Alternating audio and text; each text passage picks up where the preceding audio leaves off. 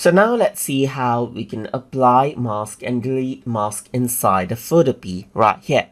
So if I were to go around over here and add in a mask to this particular layer right here, I can go ahead and then let's say, for example, let me just go around with the brush size. I can apply out the mask right here. But this particular mask is not permanent. That means if I were to go around onto white right here, then I can simply bring back the objects right here.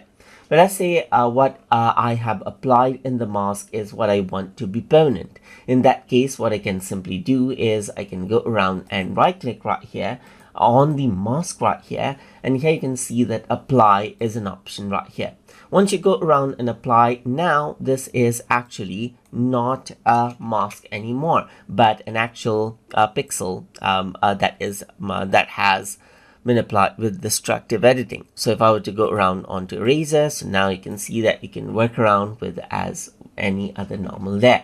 Let me just go around over here onto, let's say, for example, the mask section over here as well. So let's just go around onto the mask right here, and then let's just go around over here and erase out some masks. So let's just go around over here and then work around with black right here, erase this out. So let's say I don't want this mask anymore. In that case, instead of